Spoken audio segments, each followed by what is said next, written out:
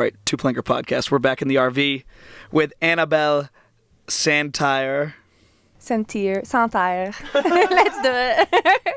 She is, well, tell people about who you are. Where are you from? Who are you? So my name is Annabelle Santerre. I am from Quebec City in Canada. So it's a little city near Montreal, and it speaks fully French. So it was hard for me to learn English. But I'm here now, speaking good English, Oregon way. Yes. I learned from all the ski bums how to say the nice things. So now I have no cap and no kizzy. She's been listening to Twan too much. Wow. Can you give us a little French thing? Can you say like a sentence in French just so we can get it out of the way? Bien sûr. Alors, ben oui, moi c'est Annabelle Santerre, je viens de Québec, puis c'est un plaisir d'être avec toi aujourd'hui, Ethan. Toujours un plaisir. Dude, I love that. Love that. Smooth. Dude, we're going to mix it up a little bit. Just since we're talking about French, are there like different trick names in French? Yes, like Francois, we would say switch up, and nobody would understand me when I said switch up. People were like... But you would say switch up. You wouldn't say anything different in French. Well, no, we would say, English words, but that are different from you guys. Whoa. So that's interesting, because we would still use English. Yeah. Do you have any other examples? So switch up? Switch up. None that comes to my mind real fast, but yeah, definitely there's a bunch of them. Yeah. Oh, geez, we got another guest coming in. Big Barks, just get it over with. He's such a behemoth. He's got to come in. So we've got Uncle Barkley now sitting on the couch with us. Yeah, and Dom and Twan and Ryan still. Everyone's in the cut. That's funny. I don't think that's that unique. I called it a switch up. You call those switch ups? I think so. Yeah, we call it that in Connecticut. You're from Connecticut. Yeah, that's pretty close. Yeah, we're neighbors. Yeah, we're basically neighbors. So, you grew up in Quebec City. Yeah, it was a good time. Yeah. Safe city, could walk along as a woman anytime at night, could lay down in the street anytime. It's very good. It's very good. And you grew up in the city or in a suburb? In the city, full center of the city. And the ski hill would be 15 minutes away. So that's good. Wow, dude. Yeah. Do you have siblings or anything? I have a brother. His name's Christophe. Yeah. Yeah. And were your parents skiers? No, not at all. I mean, they do it for fun 3 times a year, but it was actually there's this funny story of how I started skiing. Yeah, go ahead, tell that. So I was a snowboarder, and then my friend went on a date with this guy, and she was nervous in high school. We were maybe 14, and she was like, "Oh, do you want to come with me to the date?" I said, "Okay, I'll just come by." And we went to Stoneham, which is a local hill in Quebec, and we all went skiing with that one guy, and I enjoyed it so much, and I ended up being best friend with the guy a few years later, and that's how I started skiing. And they're not together at all, but I hung out with the guy almost, I don't know, 3 times a week since that date, and we just became best friends and rode, and that's how I learned to do switch ups. Wow. Did you grow up park skiing, or did you get into it some other way? No, I grew up fully park skiing. I didn't know anything about backcountry. I would never hit tree lines. I would just do the park. Wow, that's awesome. So what else did you do growing up? Because we'll get to it, but there's a lot of different sides of you, a little wilderness exploration side of you. Yes. So what else did you do when you were growing up in the city? There wasn't much to do. I'm sure if you're out of town, there's much to do, but for us, it was just go to school, get drunk Friday, Saturday, and then recover on the Sunday. And we would, I don't know, play basketball in high school, did cheerleading too. But yeah, when I got into skiing, I just went every day. Yeah. I would ask my parents to drive me after school and just always go to Stoneham or Le Relais, which is the other hill. What sport would you guys be cheerleaders for? Because when I think of cheerleading, I think of good old American football. Yeehaw! Dallas Cowboys cheerleaders. No, we would not cheer for the football team. It's not I don't know, it's quite separate. So we would just dance around. So it was more like a dance team. Yeah, I guess so. Would you go to other sports and cheer for them, or is it no? Not at all. Okay, we would just go with friends to watch footballs, but it would just be for fun. No, they wouldn't. It would have been so much fun to go in the yellow bus and then cheer for the football team, but we did not do that, unfortunately. Yellow bus. Will you just walk to school every day? I was 15 minutes walking from school, but I would get a car ride. You get I was car a bit of a lazy high schooler with a lot of like I would have a nose ring in high school, but it was extremely prohibited in my high school, so I would have to put a Band-Aid every day. But I would still put a Band-Aid every day. So you just put a Band-Aid over your nose every single day? Yes. Why not just take it out at that point, dude? You gotta ask her about her kids in high school. I don't know. I wanted to explore like what I could. I don't know. Creativity, I guess. Yeah, Ryan, repeat that question. What kits did you wear when you were growing up in high school? What was your shoes, shirt, all that stuff? So Kids in high school. yeah, High school kid. yeah. High school kitchen. Hey yo. We didn't have any choice, so we would have like head to toe until the shoes stuff to wear. But when I was outside of school, I would wear those bright white DCs with the DC logo, and I loved those so much. It was trendy at the time. Yeah. I mean, I would still wear those. big I think I shoeboxes. can Yeah. make it work. Yeah. That's so cool. So when you were thinking about going to college, which I'm not even sure, this is trying to navigate talking to a foreigner. When you're in your senior year, when you're thinking about going to college, which I'm not sure you guys use either of those terms, where were you looking at going? I was looking to go to California, but then I saw the price tag. I was like, that's make no sense because it's almost like $1,000 a semester in Quebec, and then it was $30 a year for California. Yeah. So then I looked up in Alaska, and it was even more. I was like, okay, I'll just stay in town. Yeah. Wait, only $1,000 a semester? Yes. So, Yes. Yeah. Yeah, that's so incredible. A lot of people have bachelors. Yeah. In Quebec, for sure. So did you know what you wanted to study, or you just knew you just wanted to go to more school? Well, it wasn't an option for me to not do school, but I didn't know what I wanted to do. So I went into business, and I got extremely depressed because it wasn't me. I just didn't know what to do, but I knew I had to continue because it was cheap. So after a year, I changed for Spanish and German study, which is like a candy bachelor. So it's like you just go in school and learn about a whole thing about the world, but it doesn't lead to anything. Yeah. But at least you have the paper. Yeah, we call that like a general studies or like a liberal arts degree. You're just kind of studying. Yeah, you're just out there learning. You're just learning stuff, dude. Nothing, no job training, No. nothing really practical. Yeah, I got out of there and I was like, now what? Like, Yeah. do I do a master? But I still don't know what I want to do. Yeah. So if I do a master, then what do? I don't know. Yeah. But do you speak fluent Spanish and German? I kind of forget about it. But I think if I would immerse myself, I could be able to, for sure. Yeah. Costa Rica. They speak Spanish there. Oh, we need it. I only know Mota. Yeah, then we have to go. Yeah. Walk the beach, I know a Mota. little bit of Spanish. Hell yeah, Barkley. So the other day I was looking at your phone, helping you type a caption, and you had Russian as one of the things. And it was kind of like that moment where James Bond realizes that the girl he's chatting with is a Russian spy. Do you speak Russian? I speak the basics, but yeah, I think it's a very cool language, very hard to learn. So that's why I was looking forward. I was just looking to push myself on that level and learn about something else. But yeah, German turned out to be way more fun. Yeah. So I'm happy I did that.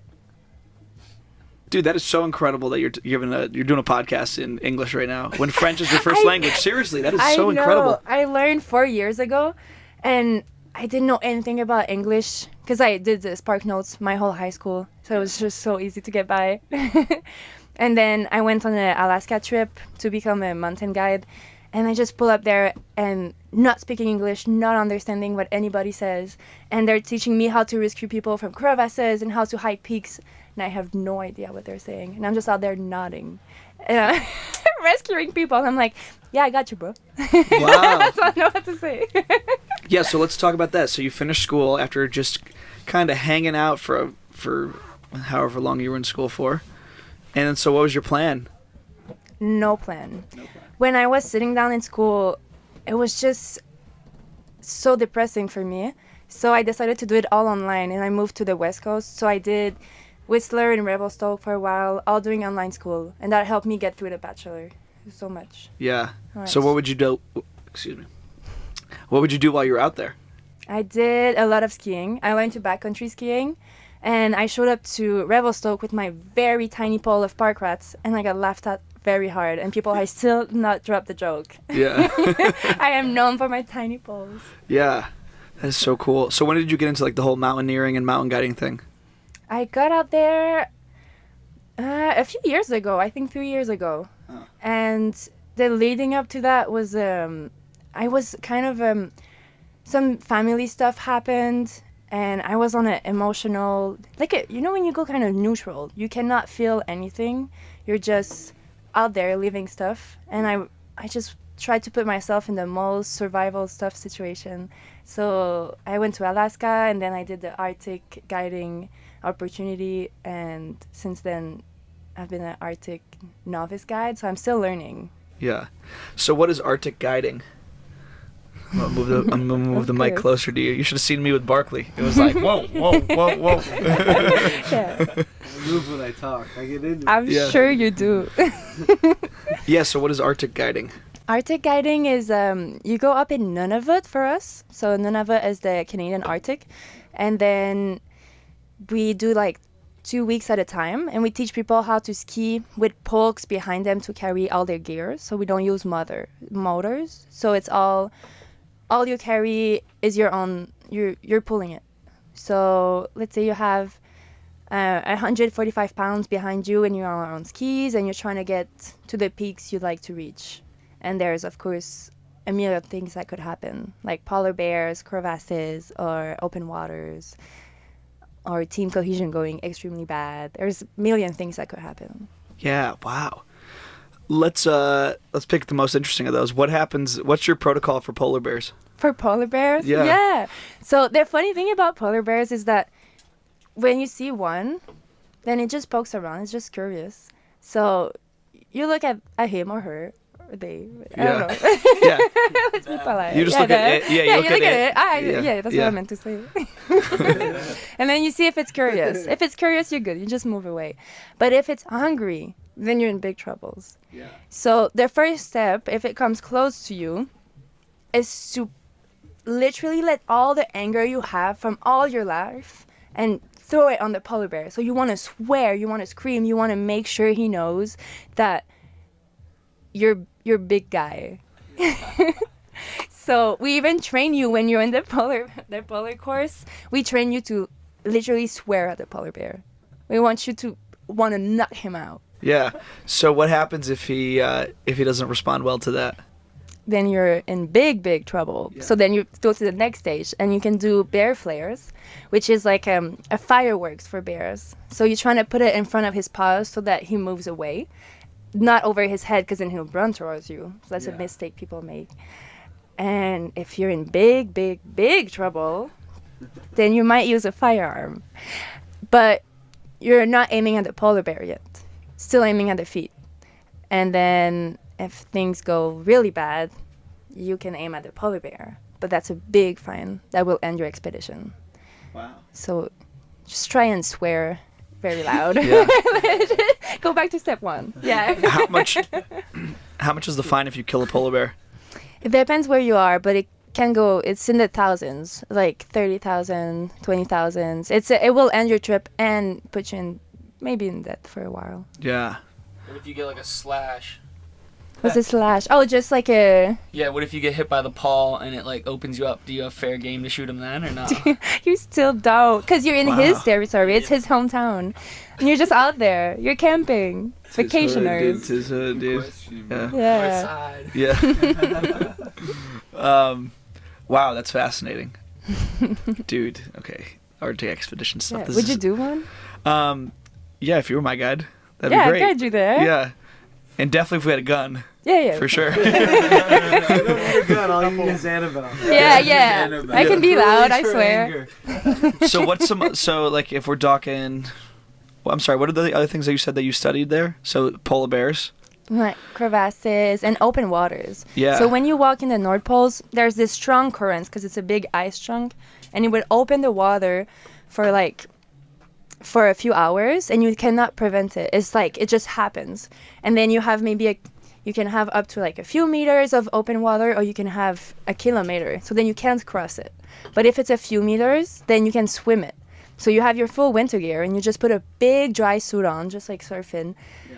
And then you have your whole pole behind you, and this will float with the air. So now you're in the North Pole, crossing a lead of water in your gear, in your dry suit, and you try to get across to finally reach degree 0, which is the cold end of the North Pole. But so we teach you how to swim with all your winter gear. Yeah. So the North Pole.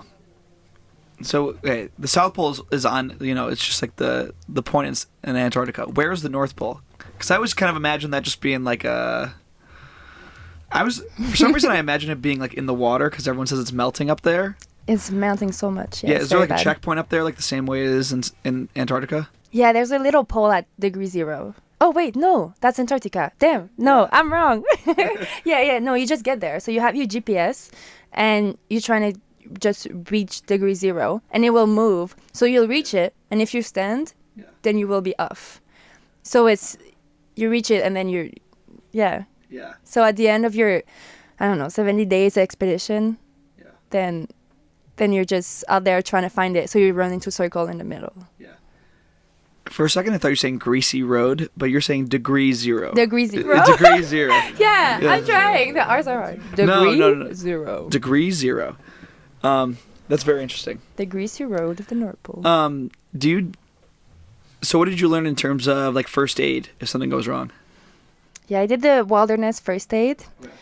But if something goes very wrong, then you can call rescue. But the thing about the North Pole is that it can take days, weeks, because if the weather is not right, nobody can fly there, and it will be extremely expensive because it's a plane flying, and then this plane kind of just like lands, and then you have to make a kilometer of a land place. Yeah. Like if you have to take all of the ice chunks. So let's say you get injured near ice field, so like ice cap where the plane can't land, then they might not find you because they cannot land the plane. So they need like a landing strip. Yeah. Wow. That you have to build. So if you're injured, then, yeah. So that's why many people pass away doing that expedition. Yeah. Are there certain, you need permits and stuff to do this, right? Yeah. You need the provision. Are there certain like medical conditions that would like prohibit you? Like I'm sure you can't do it if you're pregnant, for example. Or like, I've heard that you can't go to Antarctica if you still have your appendix. Is that true? Oh. Because like of the risk of appendicitis and no one being able to do surgery immediately? Oh, that's an amazing question. That's something that scares me because like immediate stuff. Yeah. Yeah. So then the first responder is just your friend. Yeah. But yeah, when you go up in the Arctic, you can go with an appendix. You can go with your appendix. Yeah. Perfect. The first time I thought of that, I was in Nepal doing the trek to Everest Base Camp. And I was having I think I was just having a lot of issues with like high altitude and like the food they were feeding us because we went off season. So we're eating like ox meat that was like over a year old. So I think I was just having like crazy stomach issues and crazy body issues because of the high altitude. And I was like, dude, we are like 15, 16, 17,000 feet up, days hikes away from the nearest airport. Like if there was an issue and there's cloud cover, you can't fly a helicopter up there. No. You're just on your own. That is the scary part. Yeah. But I don't know, it brings you back to I don't know, a certain place of survival, and it's like it makes you have team cohesion extremely because you're depending on everyone. Yeah, let's talk about that in a second. But dude, this is just like what we were talking about the other day with Donner Pass and Lewis and Clark. I feel like every person is just like moments away, a series of bad situations from being the same as every other human in history. Like your technology fails, and then all of a sudden it's like it's always been. It's just human versus nature, and you could be screwed. And you could just die a really horrible, just like freeze to death or starve to death or get eaten by a polar bear. Like that's not something that changes with time. That's always a threat that's there. Mm-hmm. Yeah, there's all sorts of stories. And if you go back in time, just 100 years, they have the wildest stories. Like when they were trying to catch polar bears to bring back to New York Zoo.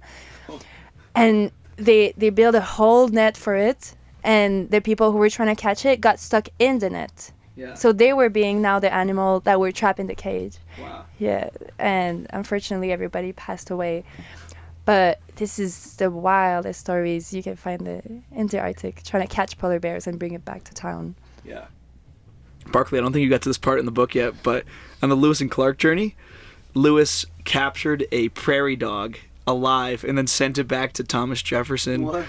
like on a horse With a note? with a note that was like, "Yo, check out this mammal that exists out west." How crazy is that? That's wild.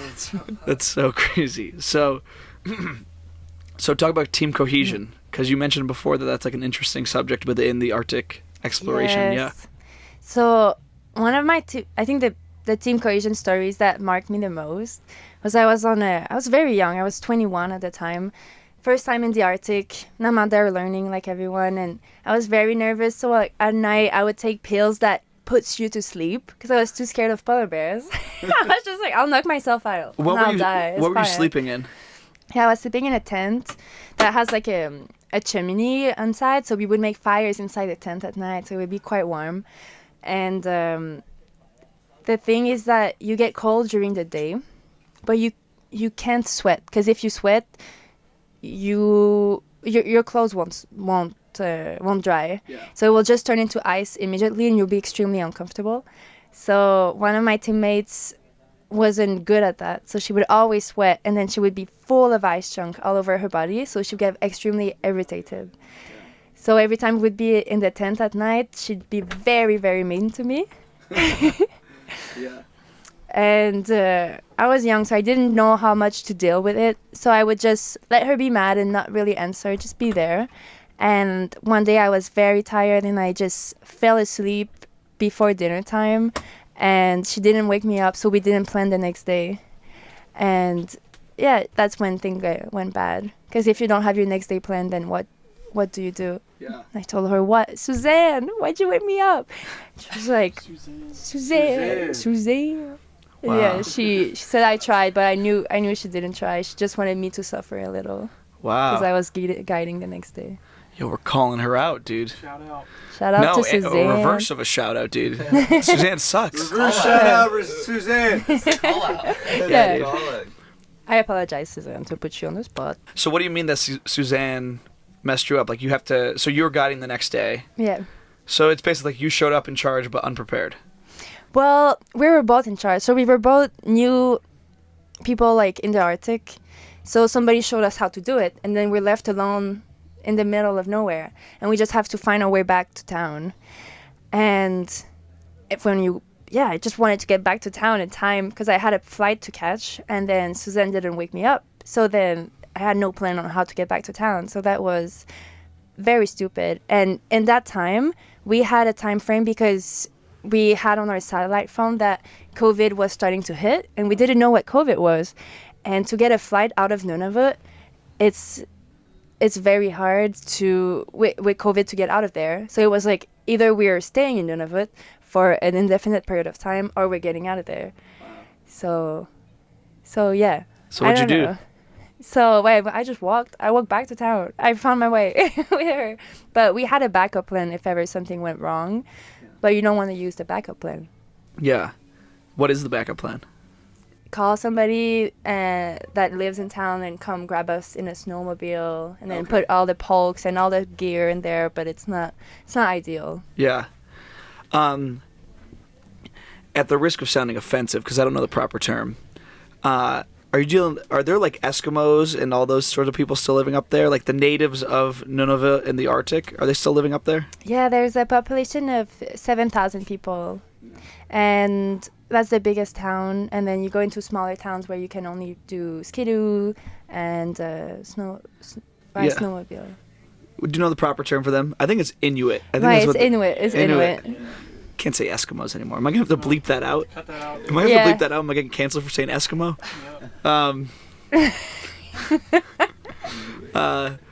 So the Inuit people. Yeah, Inuit. Are they the people. only people that live up there, or are there like oil workers and other people living up there too? A lot of people from Quebec getting works there because it's highly paid. There's a lot of tax removal and add-on and stuff. So Wow. it's good. So that's like your base camp, like the village, not the village, like the town is your base camp, and then you go out and do something for the day or like a few days, and then you come back to town. Yeah, do that for 4 days, and when we're out for the rest of the trip. Yeah. Yeah, just to make sure everybody knows how to not get cold, like not sweat, and just know how to deal with polar bear safety. Yeah. Wow, dude. I'm thinking of all these like little stereotypes I've heard about the Arctic. Is it true that you have to leave your doors and stuff unlocked in case of the risk of polar bears? That's what I've read. Yeah, that's more Norway. Norway, okay. Yeah, it's the same, like it's the same degree, Yeah. but Durham is more, it's more hardcore, let's say. Yeah. But people do, it's very open. So just leave your car doors unlocked, your house doors unlocked, just in case somebody needs to run inside? I think some people still do it, but in town, it's people can chase and hunt polar bears. In town? Yeah.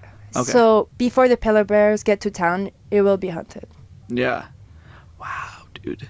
It is so gnarly up there. I'd love to go up there. Yeah, people hang their polar bear in front of their house to let it dry. It's huge. Yeah, like the skin? Like Yeah, the, the whole skin.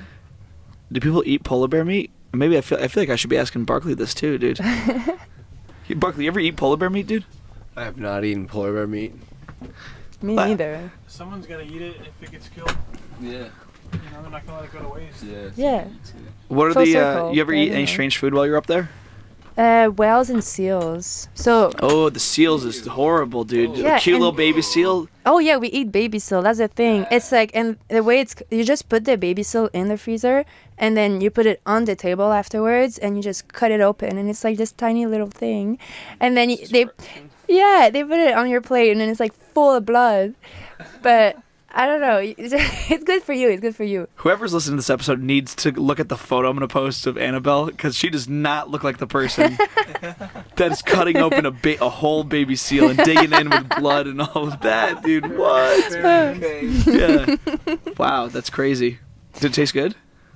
It's not my favorite, but Yeah. it's good for you. So Good you for you. you eat it for your soul. Wow, dude. Yeah. And the full life of the animal. We should get some of that in camp, dude. I'll bring some. I'll bring some. We got elk, we got steaks, we had sockeye salmon. Yeah, we had a little bit of everything in here. Did you ever had whale skins?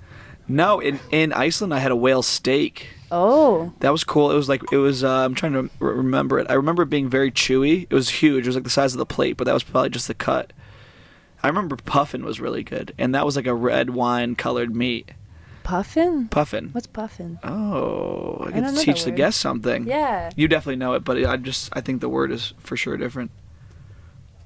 It's fish, right? No, puffin is like a dumb little bird. A dumb little bird. Alright. Stand by. Oh! Got it. You ate that? That's even worse than baby seal. That is the cutest thing. Oh my god. Is there like a puffin wings? Like do you eat the puffin wings? Like No, it wasn't. Buffalo wings. Yeah, it wasn't fried up like Buffalo it wasn't puffin fried up like a chicken wing or anything. It was almost in like slices, like the same shape of an orange but like longer in meat, you know? So it was like a nice slice. Barkley's back in the RV. Barkley, you ever eat puffin? Every day for breakfast. Dude, see, this kid just lies all the time. Just kidding. now he's a jokester. Just kidding. I'm a jokester. Yeah. You got your clizzies. Yeah, so Iceland. No one eats puffin, dude. Okay, that's just not true. Dude. That's not true. I've eaten. Stop telling yourself that. I also had a horse steak up there. Horse steak. Yeah, like a horse, you know, like things that you ride on. Yeah. This podcast definitely getting canceled. Yeah, yeah. This one I'm for sure canceled after this one. You'll hit me up for shoes though. Cut that part out. Cut that part out. But okay, so even though I ate the whale and the puffin and the horse and the fermented shark meat, Oh, the shark meat. yeah, they do that up in Iceland, and I've been to Asia. And I was there in the village when it was horrible, dude. This is a sad part.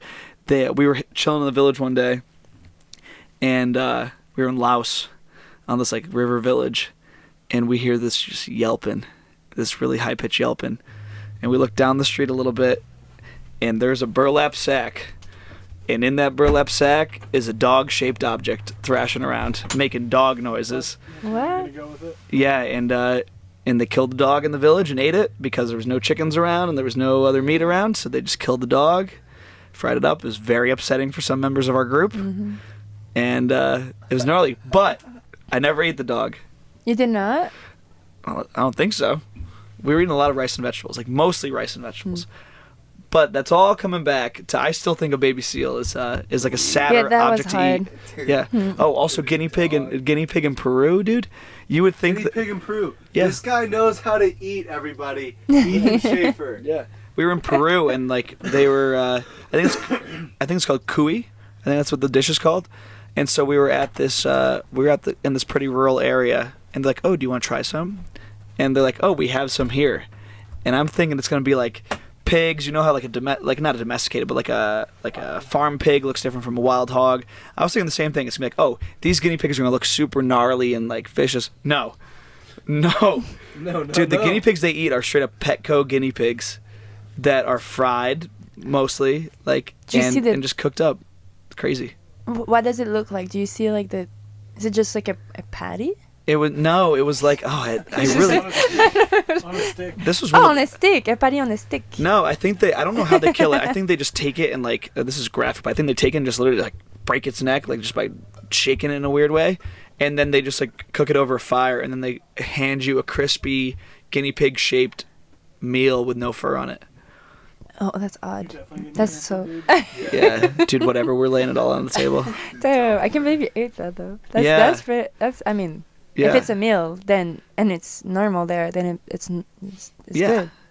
Yeah, dude, I would totally eat a baby seal. I think that's what it's coming down to. Like, that's what it's coming down to. All right, let's turn the page. That little tangent that we just went on. We were talking about Arctic exploration. You got any other thoughts on that? Like, what about the team? Like, do you have any other anecdotes from like team cohesion, like stuff that they tell you about? Like different personalities, different ways to kind of make things work. Like, you want to talk about that some more? Mm-hmm. Yeah, you gotta make sure that everybody can get along before you go on the trip, because it can go really south. Stuff happens, blizzards happen, you're stuck days, and then when a big blizzard happens, you won't walk like the distance you were supposed to. You just hang in the tent the whole day in your sleeping bag because your fuel is counted, so you can't do a fire inside for the whole day. So if you don't get along with the other person, then you're just sitting there for literally 24 hours being just talking about nothing. Yeah. So you got to be able to make fart jokes and just like Yeah. for real. That's what's Yeah. going on. And you eat so much Yeah. crappy things the whole time Yeah. that, yeah, I don't know. It's funny. It's good. So in an expedition, what's like the setup? Is it like the guides and tourists? Is that usually what they're doing expeditions for? Or is it like scientists? Like who's going on these expeditions?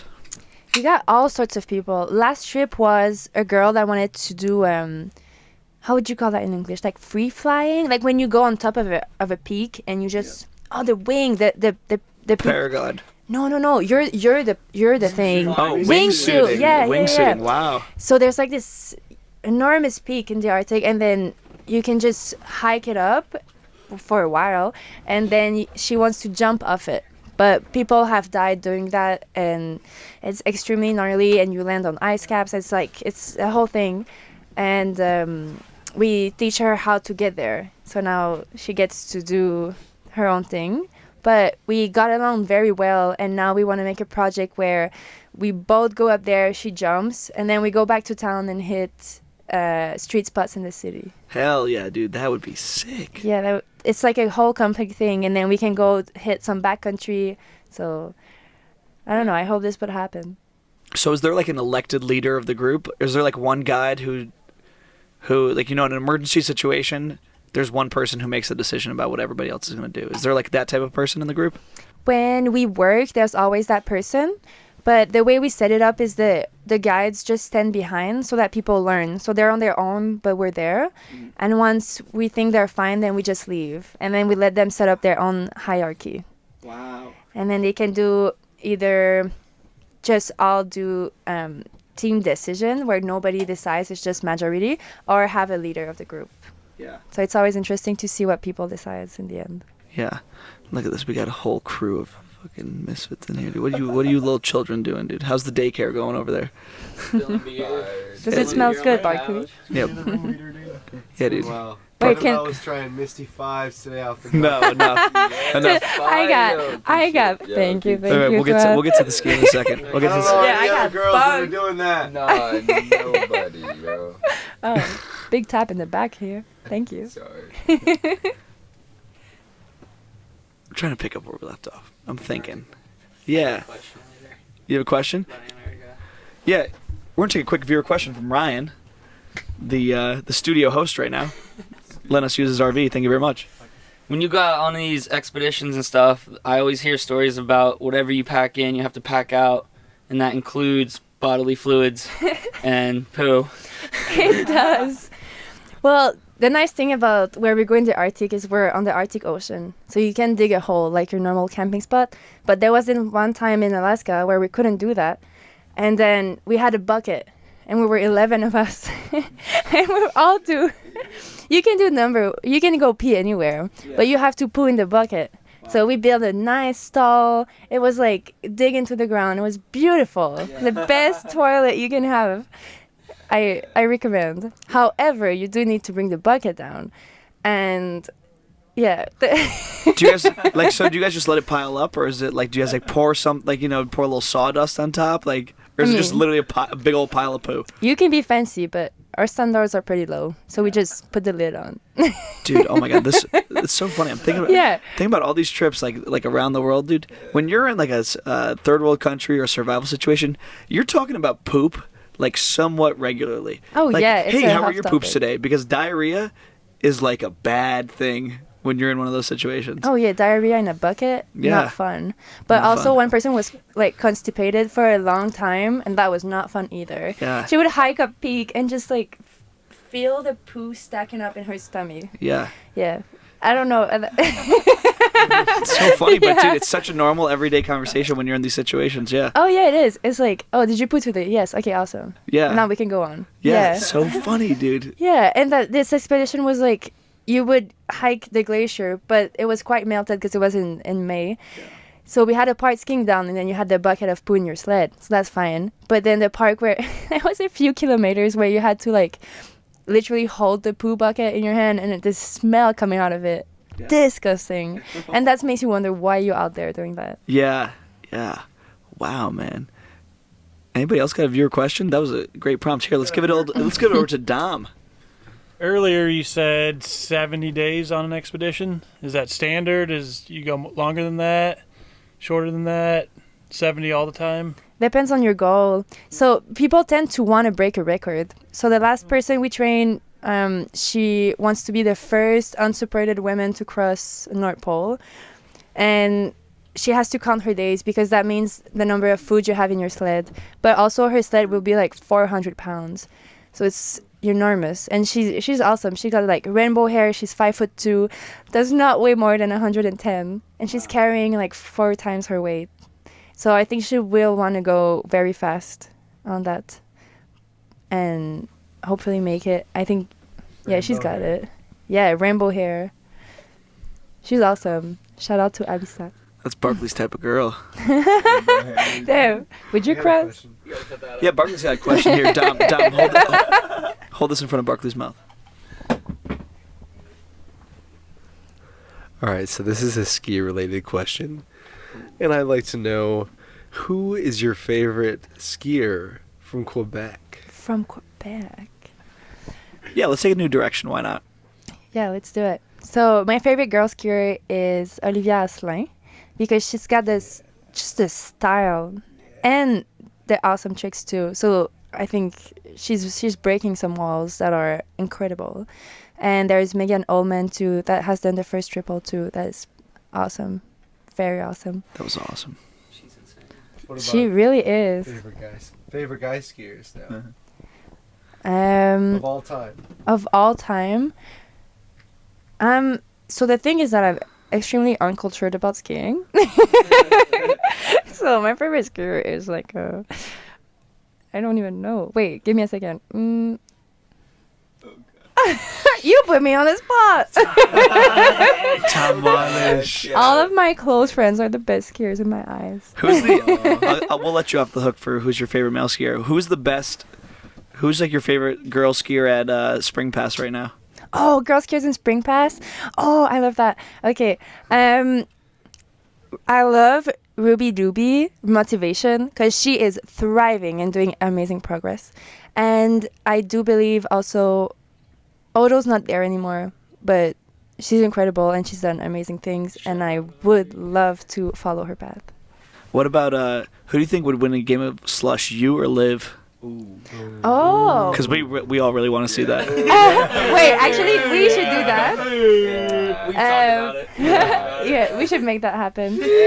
She's gonna smoke me on the Screaming Seaman. That's for sure. She's gonna smoke you on the what? On the Screaming Seamans. Oh, wow. I do not have any interest in doing those. If she calls it, I'll do it though. But, Yeah. And I think yeah, I think I'll land it first. Yeah. Wow. But yeah, I don't know. Leave it. Let's make it happen and see what happens. Cool. Yeah. That'd be sick. We gotta figure out what we're doing tomorrow. Gotta do the game tomorrow. I think we should. There's some talks of Illumination, but I'd rather just. Oh, we could totally run it. We could totally do it. But it's also the last day tomorrow. So it's the last day tomorrow. Yeah, Big we drinking have day. we have a big agenda of like. You could do a quick game. You could do a quick game of ski. That's yeah, true. quick game of ski would That's be true. better than a whole That's full game of quick. slush. Yeah. Yeah. Probably almost do it in one round. Yeah. Yeah. Okay. Really. Just bang it out. Yeah, I feel spunky, so I think I can go for it. Hell yeah, dude. I think you and Liv would be a it's sick wicked. match. Yeah, that would be cool. She's sick Yeah. too. She's fired. Let's do it. So you really don't have a favorite male skier? You can't name one. Well, of course I've got yeah. I mean, I really like Tucker Fitzsimons. Fitzsimons. Yeah. Oh, interesting. Shout out Tucker. Yeah, Shout out- Yeah, Shout out Tucker, because that's I've awesome. never seen someone land every 1p1 Okay, yeah. Okay. like he does on every wheel. Yeah. That's quite amazing. Wow, that's pretty cool. And it's like simple trick, but also very hard. Yeah. Yeah. Are you gonna make, so you said you're gonna make that urban project with that girl where there's, oh my god, this is an ambitious project with the wingsuiting and then Yeah. you're skiing urban in the Arctic. Do you have any other plans? Well, I'll make that one happen for myself. So if she doesn't want to jump or if the conditions aren't right, I'll still make the urban edit because I think it would be awesome to showcase what the Arctic look like and how you can rail stuff that just are laying there from ships and stuff. I think it would look amazing. But other projects, I'm in the transition space right now. I want to see what's next and figuring it all out because I've been kind of not inspired about skiing for a few years, and this year so I'm back at it, so I want to see where I could go with that. Wow. Barkley has a question. He's raising his hand like a very polite boy. Thank you, Barkley. Speaking of making videos, thoughts on Super Unknown next year? Whee! That was good. So I definitely want to make an edit. So last year I couldn't subscribe because I get 6 months in the States every year and I passed my time, so I couldn't even try to be in it. And I did feel like I had tricks, but not enough variety. Variety. Variety. Variety. Variety, dog. Yeah, I needed to work on that. So I'm very excited to go next year if it happens. But I just want to like subscribe, like send something, and just show what I can do. Because I think, like, I just get inspired by whoever rides with me a day, and I'll just copy them. Yeah. So I've expanded my variety of tricks this year a lot. Yeah. Well, you're riding with really good people this week for that. I mean, oh my god. Yeah. Misty 5 off the knuckle today. That was pretty sick. Yeah, that was fully inspired. I would have not wake up this morning and thought I was going to do that. Yeah. That was, 4 big bells. Wow. Awesome. I'll do it again tomorrow. Yeah. Oh, Front two blonde off the swoop-dee rail? Inspired by Ryan. Yeah. Wow. You guys have any other questions about women skiing? Annabelle is easily my favorite female skier. Like, easily. Appreciate it. Barkley's got another question. Let's turn to the Barkley Show. Favorite skier of all time? Oh, knock on the door. Chris Bechtold knocking on the window during that question. Hi, Chris. Favorite skier of all time? And favorite trick. And favorite trick. Oh, favorite trick. Oh. Wow. That's... You always put me on the spot. Favorite trick. I think something I would like to make it happen is a huge, okay, huge switch tail 2, but over anything. Like, be that a pocket trick. And that will take some time, but I'm excited to make it work at some point. That'd be so sick. Yeah, and it's like, I don't know, it's not even the steeziest, but I could make it like take its time and do things, Yeah. make it smooth. I'm gonna put you on the spot again. What's your favorite edit or video or movie of all time? I told you I was uncultured about skiing. The thing is that when I did skiing, unfortunately my brother passed away, and that sucks extremely. And my emotion went numb. So I was just skiing to be there. I wasn't even skiing to make it happen. I was just there because I didn't know what to do and what mattered anymore. And then a year ago, I started skiing back. So I wasn't looking at ski footage. I was just there. Just doing it to do it. Oh, yeah. I would not feel any emotion for a few years. I was just... Traumatized, yeah. Yeah, traumatized. That's why I started doing expeditions, because I was like, I need to feel something, and that's the only thing that would make me be scared. Wow. Otherwise, I would just, like, I left for Ireland, I worked there for a while, and I barely remember anything. I was just there. Wow. That's so incredible. Do you mind if I ask, was it like an accident or something? Like, was it something out of the blue? No, he had cancer. Oh, that's so terrible. He passed away in 9 months or so, and I was 20 at the time, so I didn't realize what was happening. I didn't know what that was. So Yeah. it took me so many years to understand. So, yeah, skiing helped a lot, but that's why I'm uncultured. I was like, I did not look at anything. I was just Yeah. not present. Well, first of all, I'm sorry to hear that. That's terrible. But that's incredible that you like leaned on skiing to get you through that. Yeah, it helped. The ski community was very nice, and it's a sport, so it's bringing everybody close together. Yeah, I mean, we had such a sweet moment yesterday. It was your 25th birthday. Whee! That Yeah. was a very good time. Yeah, and then I asked you what you were doing for your other birthdays, and you're like, oh, well, the year before that, I was at Mount Hood, and the year before that, I was in the Arctic, and the year Yeah. before that, like, yeah, it's really And cool. The last Mount Hood I was so interesting because I was starting to get out of it, out of feeling neutral, Yeah. and I had one of the best summers, and that's why I'm still here this summer, because I was like, oh, I think it can be very nice now that I'm on my feet and back to it. Yeah. Dude, super gnarly. That's incredible. It just goes to show how much of your mental game can affect your skiing, I think, too, in a way. Yes, like having goals and just caring about stuff, caring about the people around you, and And being happy, though, like, too. yeah. Yourself. Yeah, last year in Hood, I was doing therapy when I was there. I would go to therapy before coming on the hill. Like virtual, or would you find someone that was here? Virtual, Yeah. with somebody that followed me, and that person followed my brother when he was going through it. Wow. Yeah, it's very special. Wow, that's incredible. Yeah, Oh my so God. it was a different Hood, because I was just trying to heal. Yeah, yeah, yeah. And the fun thing about that is that the first day I came into Hood, I took the chair with that one guy, and then we had a date the next day. And he was kind of a warm sweater the whole time because he was also living in his van and never left my house because I had a shower. Yeah. But it was good to have somebody during that time, and yeah, I healed up during the last Hood. So I feel like Hood does mean something like that spring pass. Yeah. I don't know if hanging out on Road 39 would be very healing. It Yeah. depends. Last year was rainy too. Yeah, Yeah, it last was year was hard. rainy. Oh, alright. She was Mhm. talking about falling in the fire. Yeah. Sorry to put you on the spot, but yeah. Fall in the fire. Somebody tied him on a chair with his suspenders. Dude, that was hilarious. I don't even know he thinks like I don't think he had ever acknowledged my presence around the fire, but it made me a good giggle. Yeah, yeah. Annabelle's his number one fan. Yeah, love you, man. Yo. So what's next? What do you want to do next now that you feel like you're a little bit more back on your feet? I really want to. So my goal job is to work for Monster for who gets on the team for skateboarding, snowboarding, and skiing. And I have an interview in a few days, so I'm extremely excited.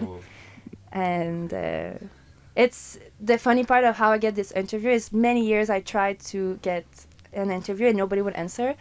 So I went into the most low job at Monster that you can get, and when I got the interview for that, I said, I actually want your job.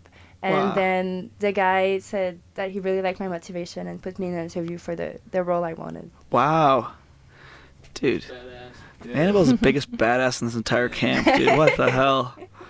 That's awesome. You guys got anything else? Oh, I found my favorite movie, and it's a snowboard movie. Okay, what is that? It's Orgasm, a Love Story, Thorstein Ormo. That's favorite Yes. favorite of all time.